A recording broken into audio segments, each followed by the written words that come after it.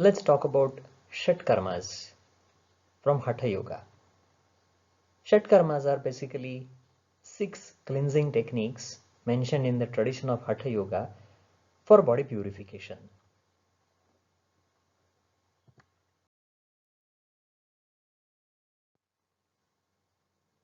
When we start the Hatha Yoga practice, the Yoga texts have recommended certain preparatory practices such as cleansing techniques.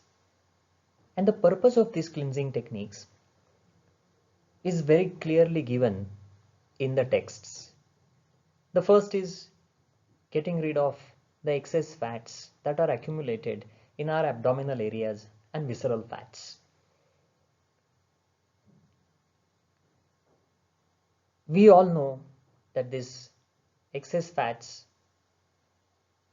are the root cause of so many different problems, health related conditions such as diabetes, high blood pressure, cancer, osteoarthritis, heart attacks, strokes.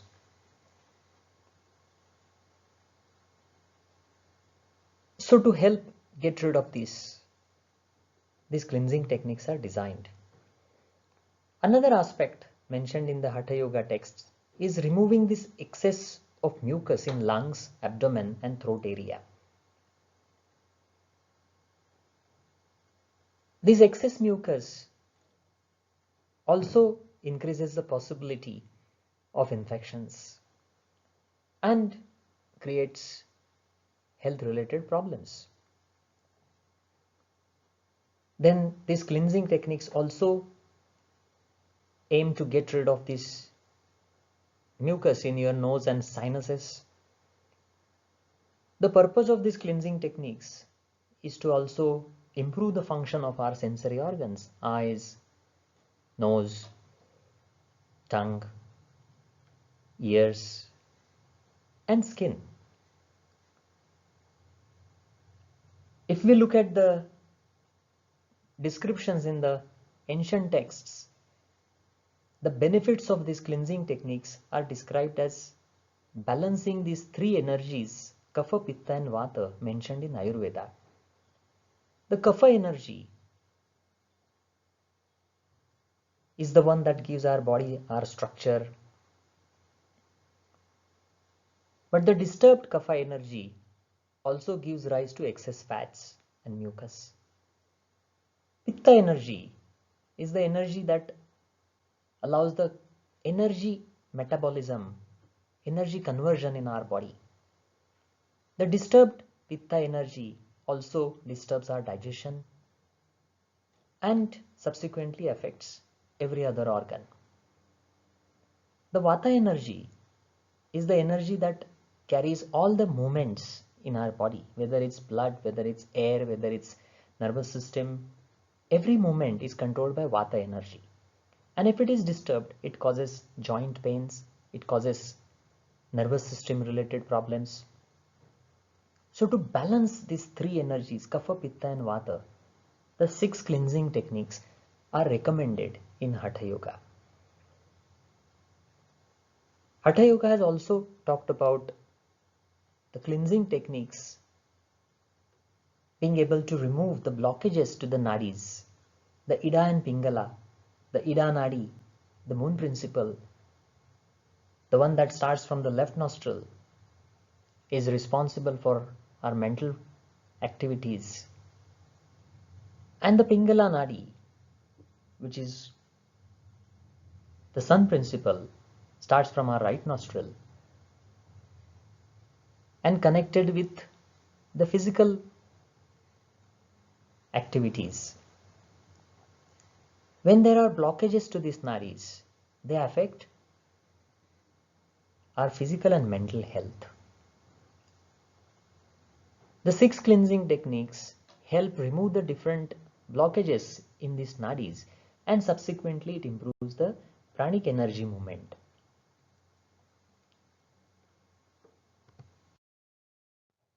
Let's see these 6 cleansing techniques. First is called Neti.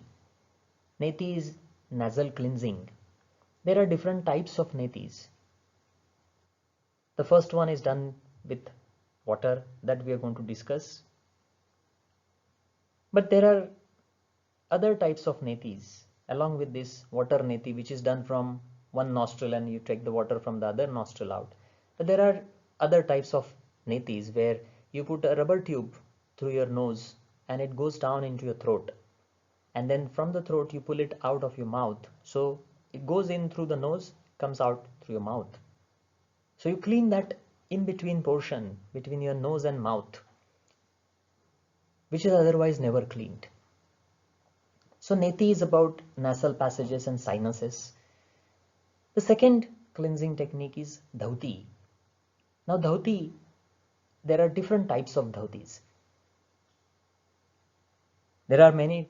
Dhauti basically is cleaning from one mouth to your rectum. So all of that alimentary canal. Various dhauti practices target this canal. Say some dhautis focused on your mouth, cleaning of your teeth, cleaning of your tongue, cleaning of your palate, cleaning of your throat. Some dhautis are going into your stomach and the esophagus, the food pipe. Some dhautis are from like master cleansing or Shanga Prakshalan, from the mouth to the rectum, the whole of the alimentary canal. Then the next type of cleansing technique is basti or yogic enema. It's mostly focused on the rectum. So you take in the water into the rectum and then flush it out. Sometimes this basti is also done with oil. The oil basti is also recommended in Ayurveda for Vata related problems, the joint problems, the arthritis, and some nervous system related problems as well.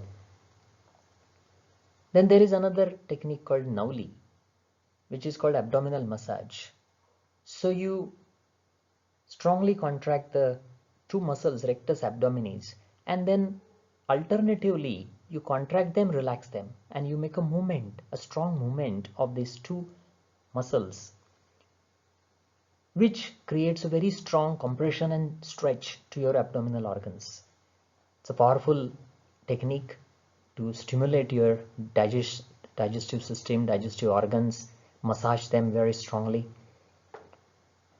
Then there is another cleansing technique called Kapala Bhati. Kapala is the forehead and Bhati is to clean. It's an interesting name, cleansing connected with your frontal lobe of your brain. Basically this technique works on your mind. So it cleanses your mind and it removes all your thoughts and emotions. And that's why it's called Kapala Bhati. But another effect of Kapala Bhati is it cleanses your lungs. Then the next technique is Tratak. Tratak is cleansing of eyes. So you either focus on a point in front, or you focus on a candle flame, or you focus on a rising sun. This is a powerful technique of concentration and helps your mind get rid of many unwanted thoughts, emotions, allows you to concentrate. Now, if you want to refer to these techniques in more details, you can refer to our book, Yoga Point Guide to Yoga Practices, which is there on our website, yogapoint.com. Or on our website, yogapoint.com, you can also refer to the different articles written on these different cleansing techniques. And there are YouTube videos also, where we have shown these cleansing techniques in a practical way. But remember, it's not advisable to do these cleansing techniques on your own just by looking at the videos. It's important that you refer to the yoga expert and also to the medical advice. Let's move to the first technique, neti. Neti using water. Now the water that we use for neti for nasal cleansing has two important properties that you must remember. The water is warm, because if you use the cold water and then you put that cold water into the nose, then the sinuses shrink and you may not have a good cleaning effect. And the second reason is you make it saline, put salt in it, and the salt helps this water pull the different impurities and the intracellular fluids out of your cell membranes in the sinuses. If the water doesn't have salt, then this water will be absorbed in the sinuses because of the osmotic pressure. And instead of cleaning, your sinuses will have inflammation or swollen. They will be swollen. If you put cold water into your nose, you have this strong pain. That is because that water is being absorbed. So in Neti, we use warm water which is salty. Then with that special Neti pot, has a small opening like a tap, and that little tap like opening fits into your nostril. So bending forward, you put the water through your left nostril and trying to adjust your head in such a way that the angle allows the water to come out of the right nostril. Of course, you need to keep your mouth open, otherwise it will be difficult to breathe. You can refer to some videos for this technique, and also you refer to our book, Yoga Point Guide to Yoga Practices book. Now let's see the different benefits that we can derive with the regular practice of Neti. But understand, the Neti should not be done every day. It should be a practice that you do once in a week or once in 15 days. Or if you feel that you've been stressed for last few days, or you feel little slight blockages, then only you should practice Neti. But it should not be practiced every day. Because if you practice it every day, then the natural ability of our body to remove the mucus may go down. If your nostrils are blocked fully, then also you should not do Neti. If there's some kind of bleeding, you should not do Neti. Or if there's any structural blockages, like some people have deviated septum in the nose and they breathe only through one nostril, then in that case, if you just pour the water into one nostril, then it may not come out of the other nostril and it may create more problems. So all these situations you should avoid practicing Neti. Now see the benefits of it. The first benefit is the salt water, which has the higher concentration than the intracellular fluids and slightly acidic, it removes the mucus from sinus, and any environmental pollutants which are sticking there are also removed, and also intracellular fluids are pulled out. And this cleansing of these waste products and toxins from your nasal cavity helps reducing migraine, allergies, hay fever. It also helps to those people who have frequent colds, cough and colds, or sinusitis. It's an effective practice in all these conditions. Overall, all the ear, nose and throat problems, Neti is very helpful. Even the throat infections, if someone has it, then Neti will certainly help. Practice of Neti also is known to reduce the muscular tensions on the face. Many times different emotions stress our muscles in the face. Neti helps reduce that. Neti also helps reduce anxiety, depression, anger, and this aspect is more connected with the opening of nostrils that Neti helps. And this opening of nostrils allows the breathing pattern to be restored to its normalcy. Anxiety, depression, anger, the breathing is fast and forceful. With the regular practice of neti, removing these blockages, the mucus and all of this, helps our breathing become more regular, more deep, more rhythmic, and that's how the anxiety, depression and anger is reduced.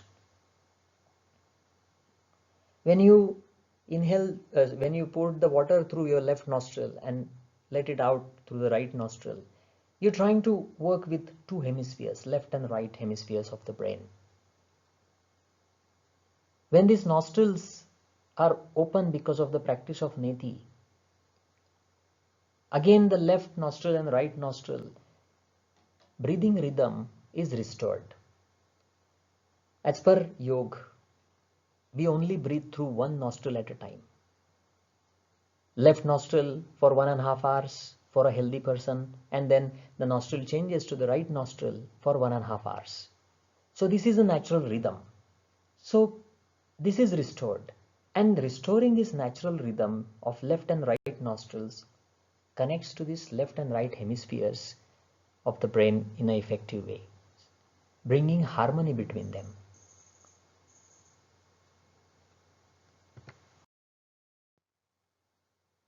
Now let's talk about another very important process of cleansing, and this comes under Dhauti, Shankha Prakshalan, or it's often called as master cleansing. So from the mouth to the rectum, the whole of the alimentary canal is cleansed using this technique. So how to practice it? You drink 2 glasses of salty water, warm salt water. Sometimes few drops of lemon juice are also helpful to help increase the cleansing effect. But sometimes it can make the water too much acidic. Then you have to perform 6 movements designed by Swami Satyananda of Bihar School of Yoga. Tadasan, the palm tree pose, Tiryak Tadasan, the bent palm tree pose, then Kati Chakrasan, the twist in standing, then Tiryak Bhujangasan, the twisted cobra, then Udarakarshan, abdominal twist, very strong abdominal twist, and Kakapada, like walking with knees bent. So these 6 movements are performed, 12 rounds each. So 2 glasses of salt water with some lemon, and then 12 rounds of these 6 movements. And then you have to repeat the same sequence again and again. So go on drinking the water, go on performing the movements, and slowly the water is pushed down,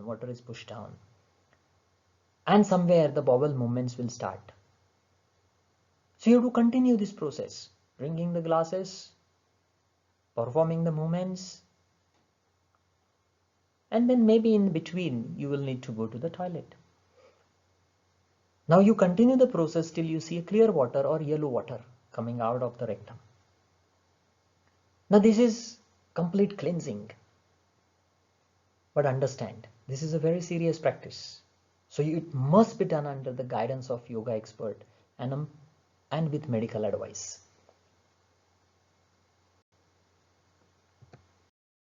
Lots of benefits of this Shankha Prakshalan is basically a complete cleansing of alimentary canal from mouth to rectum. So we have never done this kind of techniques. There is nothing in our day-to-day life that is comparable to this Shankha Prakshalan. It's very strong exercise for strengthening your muscles as well. It's a moderate intensity exercise. It's very good for digestive problems such as indigestion, gases or acidity, constipation. It is also helpful in diabetes, in obesity.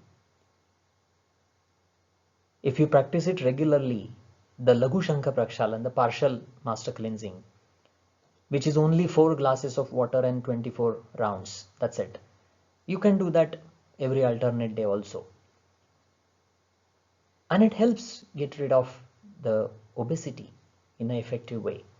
Then it is helpful in chronic inflammatory diseases. Then asthma also it's helpful. Skin problems, allergies, all the toxins accumulated in some part of your alimentary canal or some kind of mucus somewhere is stuck or whatever impurities are there, they are all washed out with this practice. So it's very good for skin problems and allergies. It improves the immunity, strengthens our liver and heart.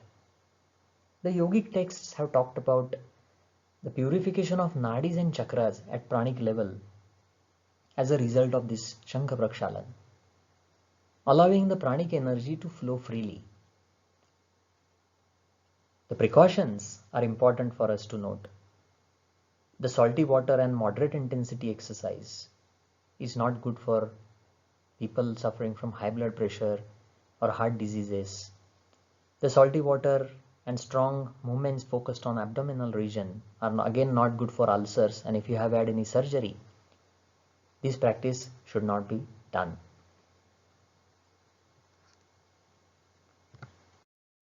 Then there is another technique called Agnisar. Agni is fire and sar is extract, like trying to intensify this fire. And what is this fire? This fire is a digestive fire. So this technique is focused on our digestion, our digestive organs, abdominal region. How you do it? You stand in a position with feet apart, about shoulder distance apart. You bend slightly forward, put your hands on the knees, and then exhaling fully, hold the breath outside. So there is no air in your lungs and in your abdomen. And with empty lungs and abdomen, you have to move the abdomen in and out with fast pace. Say 1 movement per second. So 60 movements in 1 minute. But of course, when you start with this practice, these many movements will be very difficult. Maybe you can start with 20 to 40 rounds in one breath. Once you finish one round, inhale fully, straighten up, take few deep breaths in and out, and then again start the second round. You can do up to 3 to 5 rounds. Very strong movement of your abdomen against the vacuum that is created because of very less air, because of almost all of air exhaled out, is very helpful in toning the abdominal organs. Also helpful to reduce the fats around your waistline. There are studies which have shown that regular practice of Agnisar reduces the waistline, the accumulation of fats in the abdominal region. It's a very effective technique. It is very helpful to stimulate the digestion, improve the absorption of the food, appetite. Many times people say that they're not feeling hungry. This technique is very good to stimulate the digestion. It controls the acidity and flatulence, reduces abdominal fats. More importantly, the strength of the abdominal muscles is improved with the regular practice of Agnisar. Another very interesting effect of this Agnisar is, in our body there is a nerve called vagus nerve, and if this nerve is stimulated, it stimulates the parasympathetic nervous system, which brings relaxation, which is opposite of stress. And it is there in our abdomen as well, this nerve. It goes to our liver, it is there in intestine, it's there to the stomach. Now, when you are practicing Agnisar, because of very strong compression and stretch, this nerve is also stimulated to some extent. And that's why this practice is very helpful for depression, anxiety, and to reduce stress. It also prevents excess accumulation of venous blood in our abdominal organs, which again is very good to have a good circulation. Although this practice is very beneficial, it's contraindicated if one has high blood pressure, because this practice is going to increase the blood pressure. So it's not recommended for people with high blood pressure, heart diseases, ulcers. This is a very strong movement, so it can make the ulcers worse. Or if someone has any surgery, then also this practice is not recommended. The next practice of dhauti is Vaman. Shankha Prakshalan is a type of dhauti, Agnisar is a type of dhauti, and Vaman is also a type of dhauti. Dhauti is internal cleansing, as I pointed out in the second slide. In Vaman, what do? We drink warm and saline water on empty stomach. You sit down in a comfortable position, preferably squatting pose, and then drink 12 to 18 glasses of this warm and salty water. And then once you finish drinking, you vomit out that water either by strongly pulling in the abdomen, and if that is not triggering your vomiting reflex, then you can use your 2 fingers, put it down the throat and stimulate this vomiting reflex. See, it's done on empty stomach. So one must not compare this with bulimia or anorexia. In fact, this technique is actually very good to stimulate your appetite. And after Vaman, one feels hungry and it improves the quality of digestion. I'm going to discuss the benefits in the next slide. So please don't confuse this technique with the bulimia nervosa or anorexia nervosa. This practice is not something that you can just take lightly and anyone can just listen to this lecture and practice it. No, it's not advisable. You must do it under the guidance of experts and expert medical advice. You can also watch our videos. YouTube links are given here, and also go through the documents, and it's there in our Yoga Point practices book.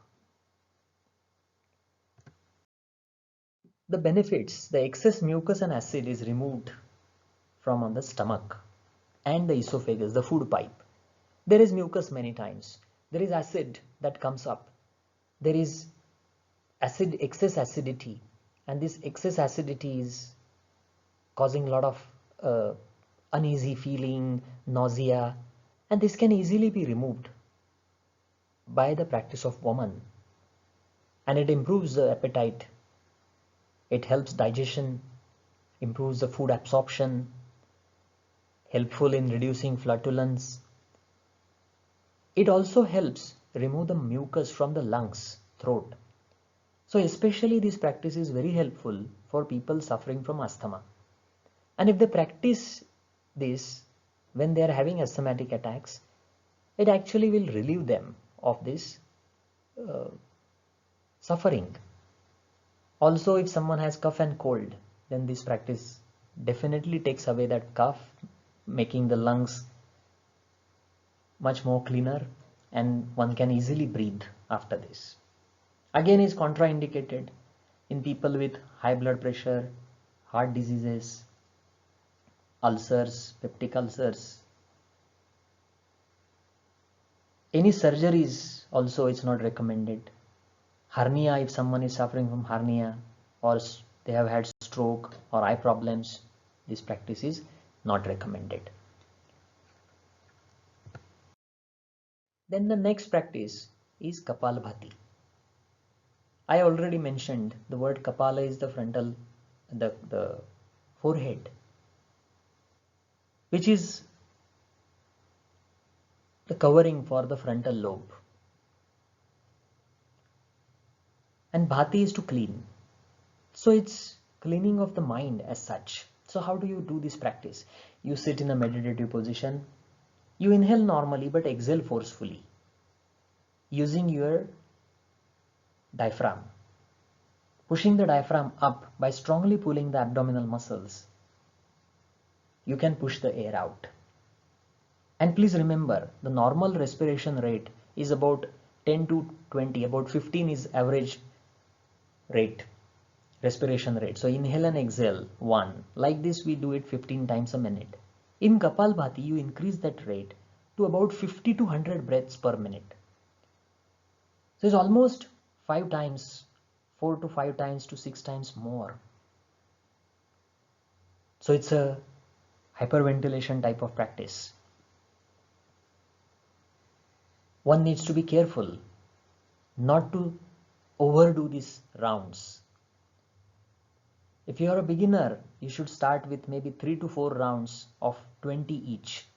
So total in all, you do about 50 to 60 to 70 rounds. That's it. What are the benefits of this? The benefits include, it basically helps clean our lungs. The strong exhalation also helps our sinuses. The throat, it reduces the mucus in our lungs, in the throat, in the sinuses. And it's a strong practice where your respiratory rate is higher. So your muscles need to work very fast. So it does tone our respiratory and abdominal muscles. Helpful for asthmatics. Condition of bronchitis also this practice is helpful. And other respiratory problems. This practice has shown good effects. Because of the strong movement of diaphragm up and down and a fast movement of the diaphragm gives a massage to the spleen, liver and stomach. That when the diaphragm is pulled down, it compresses these organs, digestive organs, and when the diaphragm is pushed up, when you exhale forcefully, these organs are stretched. So they are compressed and stretched continuously 50 to 100 times in a minute. And it does exert strong pressure and stretch on these organs. Then this Kapalbhati has very positive effect on the nervous system and brain. Generally when we inhale, it's an active process for our brain. So when we inhale, we pull down the muscle with effort. And when we exhale, the brain just relaxes the muscle, and it's a passive movement for the brain and nervous system. So inhalation is active and exhalation is passive. But in Kapalbhati, we reverse it. In Kapalbhati, we make the exhalation active. Forcefully we exhale, and then the inhalation becomes passive. So active exhalation, passive inhalation. And this reversal of the nervous, the activity is going against the natural design of our breathing, and that certainly has some effects on our nervous system. But these effects are not negative, because the practice of Kapalbhati is improving our oxygen levels. It is saturating our oxygen levels to the max, to the maximum. But the carbon dioxide levels, on the other hand, fall down, and which is very good for our overall health of the different organs and muscles and everything. So the toxins are washed out of our body. Every inhalation and exhalation, there is a transfer between our cells and blood. Now because of this fast breathing in Kapalbhati, this transfer is speeding up, and it's a strong heating practice. So Kapalbhati does reduce the fats in our body. It does get rid of toxins and waste products. It has a purifying effect on the entire body. But this practice is not recommended in high blood pressure, because Kapalbhati do increase the blood pressure. So people who have high blood pressure, if they practice Kapalbhati, they will have even higher blood pressure. Heart diseases also, this practice is not recommended. Ulcer, surgeries, hernia, vertigo, if someone has had any stroke, then this practice is not good in these conditions. Sometimes when you practice Kapalbhati, you may feel little dizzy. Now this dizziness is there despite of higher oxygen level. Now why is this dizziness there? One hypothesis is because Kapalbhati reduces carbon dioxide, and the carbon dioxide, when it's lower, the blood vessels have a tendency to constrict. Now in the brain we have very small blood vessels, capillaries, very thin blood vessels. Now if they contract because of the lower carbon dioxide level, then it's going to reduce the blood flow to the brain to some extent. And that could be a reason why some people may feel little dizzy after the practice of Kapalbhati. Now what to do in that situation? You can just hold your breath for 5 to 10 seconds if you feel dizzy after Kapalbhati. And that will increase your carbon dioxide levels fast, and that will be getting rid of that dizziness. Now moving ahead, practice is Tratak. Tratak is a practice where you sit in a meditative pose and you focus on an object which is at your eyesight level. That object can be a black spot or a candle flame, or it can be a rising sun or moon. All these different objects have different effects. But then when you are looking at this object, you're not letting the eyes blink. So you're going to hold the eyes very steady without blinking on that object. Once you blink your eyes, you release the position, warm up your palms, gently massage your eyes when they are closed, and then go for second round. Now this practice is good for our eyes. It strengthens the eye muscles, but it has stronger effect on our nervous system, which is about improving the memory and concentration. It also helps relieve depression, anxiety. It reduces thoughts because you're concentrating on a point for a long duration and your eyelids are not blinking. That itself is a very strong activity to reduce all these thoughts. This Trataka is to improve the willpower, which again is connected with Ajna Chakra. So this practice is done for awakening of Ajna Chakra, activating the Ajna Chakra as well. This practice is also used as a preparatory practice for meditation. So you do Trataka and then go for meditation. Then your mind will be focused easily.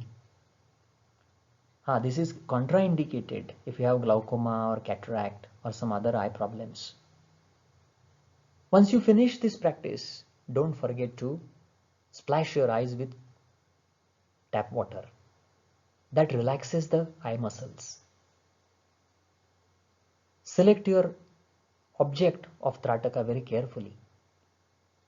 Black spot, a dot, is a better object than candle flame. This candle flame, if you are not used to Trataka, can hurt your eyes.